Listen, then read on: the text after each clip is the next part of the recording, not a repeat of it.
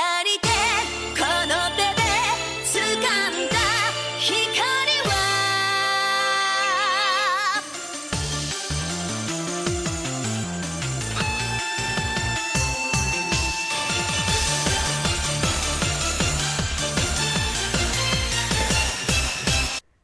Et bonjour tout le monde, c'était Vicdir, et aujourd'hui on se retrouve pour une nouvelle vidéo. Et aujourd'hui j'ai décidé de causer manga. Comme au titre, comme vous avez pu le voir, je vais parler des mangas que j'ai mis longtemps à commencer. Mais si j'en parle, c'est justement pour vous parler pourquoi en fait j'ai regretté. Oui, je vous parle des mangas que j'ai regrettés parce qu'en fait ces mangas que j'ai vus très tardivement sont géniaux et je regrette énormément de ne pas les avoir vus plus tôt. Donc c'est parti, aujourd'hui je vous présente des animés que j'ai mis longtemps avant de regarder.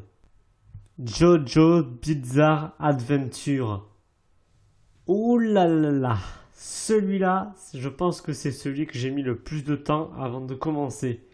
Et je tenais en fait justement à en parler en premier de celui-là parce que je regrette extrêmement. Ce manga en fait ne me donnait pas trop envie de base. Et c'était surtout à cause du style graphique. Il est assez ancien. Mais sachez que ce manga, c'est vraiment quelque chose qui est devenu très connu. Il y a des mèmes presque partout. Sachez que ce manga, le premier tome il est sorti en 1986. Et là on est en 2020, ça fait 34 ans. Et c'est toujours pas fini. Il y a le dernier arc, je crois que c'est le dernier. Et les tomes continuent à sortir. Alors je vous dis, c'est beaucoup. Mais je vous ai dit justement que Jojo Bizarre Adventure, ça fait très longtemps que c'est sorti, et donc ça apparaît presque partout. Il y a des références à Jojo presque partout.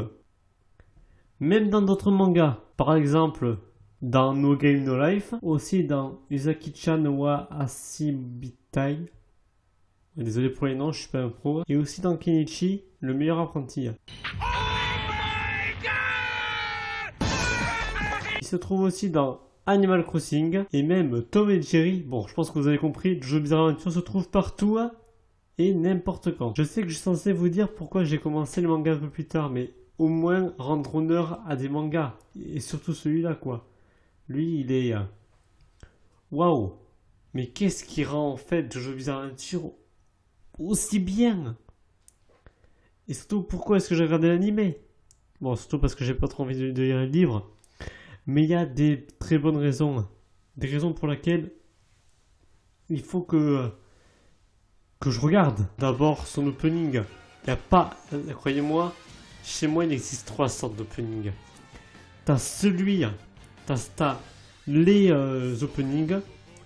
Les openings... les bons openings. Et les openings légendaires.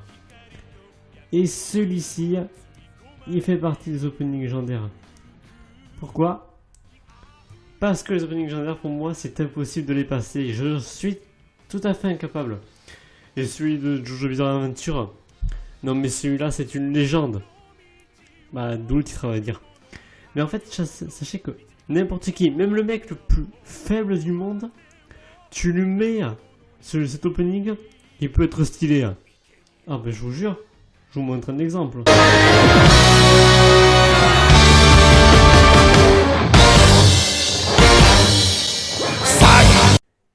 Alors maintenant, pourquoi est-ce que je l'ai commencé tard cet animé?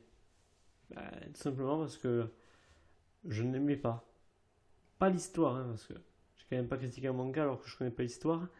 C'était en fait le style graphique. C'était beaucoup trop ancien pour moi et je n'appréciais pas en fait.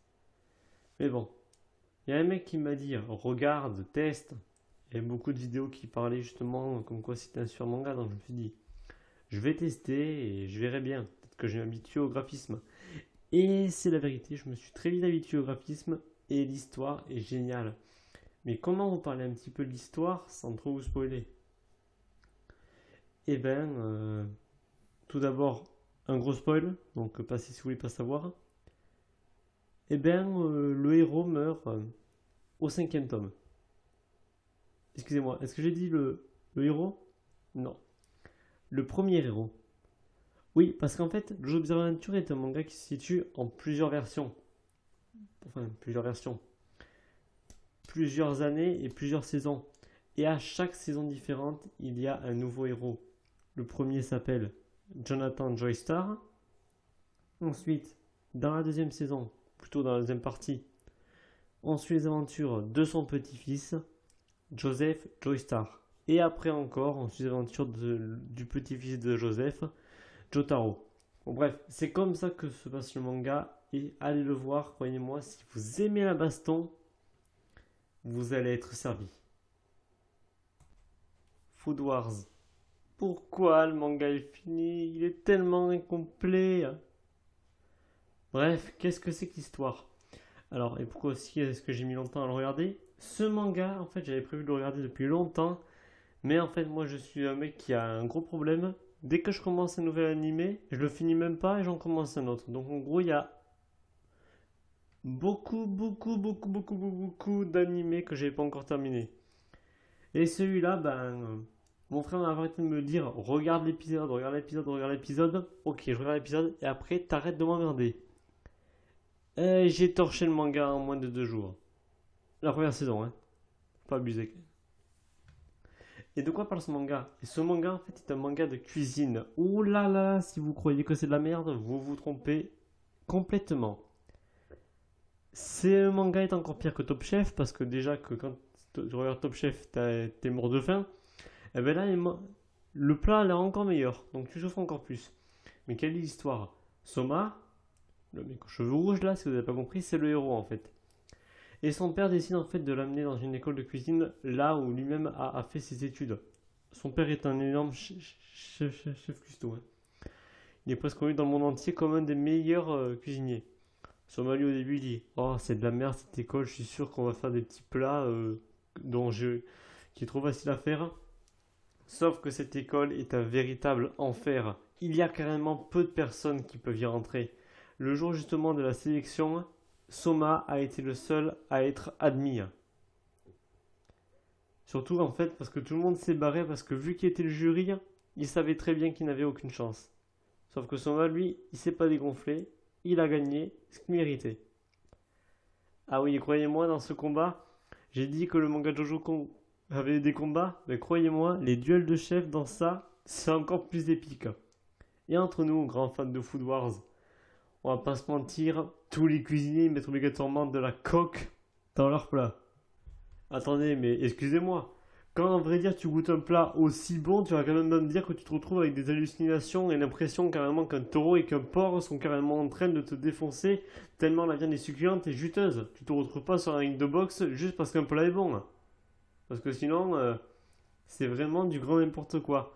Mais c'est ça en fait qui rend marrant en fait. Erazed. Cette fois, je prends la voix grave parce que je vous demande simplement de regarder cet animé.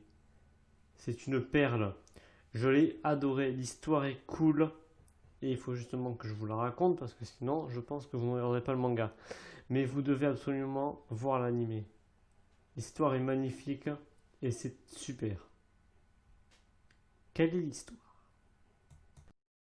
Dans cet animé, on va suivre le quotidien de Satoru Fujinima, un jeune garçon en fait qui rêve de devenir mangaka, mais malheureusement, ses planches sont bien, mais la personne lui dit que ça manque de sentiments, ça manque de cœur quoi. Et vu sa tronche, on comprend un petit peu pourquoi. C'est un garçon en fait de 29 ans qui a un petit peu eu un traumatisme étant enfant. 3 de ses amis ont été assassinés par un tueur en série.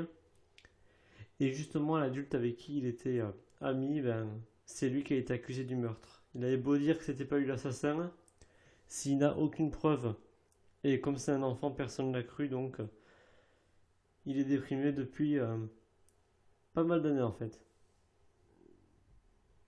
Du coup, son métier c'est livreur de pizza, enfin c'est un travail à temps partiel dans lequel il essaie de survivre. En plus, Fujinuma est frappé par quelque chose qui s'appelle, qui considère comme une addiction qui s'appelle la rediffusion. En fait, à chaque fois, ça lui fait remonter le temps de quelques minutes, juste en fait pour sauver une vie. Et à chaque fois, en fait, ça lui mène la vie dure parce que il peut mourir à chaque fois. Chaque fois qu'il arrive à sauver une vie, ça finit jamais bien pour lui en fait. Sauver une vie, c'est bien, mais il faudrait quand même qu'il apprenne un petit peu à protéger la sienne parce que là, c'est à chaque fois qu'il y a une rediffusion, il peut mourir lui aussi, donc il faudrait qu'il fasse un petit peu gaffe. Et bon, La journée leçon quotidienne, parlons un petit peu de l'histoire. Qu'est-ce qui va se passer pour que le manga devienne intéressant? Eh ben, j'y viens justement. Un jour après être rentré du taf, il tombe sur sa mère qui est justement venue lui rendre visite. On va pas laisser son petit gamin tout seul, évidemment. Il a 29 ans quand même. Et bon, quoi qu'il en soit, sa mère est très protecteur envers son fils et elle décide d'aller lui rendre un petit peu visite quand même. Elle va pas le laisser tout seul. C'est un petit peu quand sa mère arrive que l'histoire va commencer. Ah oui, j'ai oublié de dire quelque chose d'important. L'histoire se passe en 2006. Ça a de l'importance. Pendant qu'ils vont faire des courses, sa mère va justement remarquer quelque chose parce que il a eu justement une rediffusion et il y a quelque chose justement qui va la choquer. Ça va lui faire justement prendre conscience de quelque chose, mais je ne vous dis pas quoi parce que sinon ça va vous spoiler. Le soir même, quand sa mère rentre tranquille pour l'attendre, eh ben, quand sa mère rentre, elle va se faire assassiner par une personne, je vous dis pas qui c'est, et c'est un petit peu là que tout va commencer. C'est parti. Satoru, en croyant que sa mère avait été endormie, il a tenté de la réveiller, mais à cause de ça, ses mains sont couvertes de sang. Et on croit que c'est le tueur. Et dès que la police arrive, ils pensent justement que c'est lui le principal coupable ou suspect. Ils vont tout simplement essayer de l'interroger. Et là, le manga va devenir intéressant.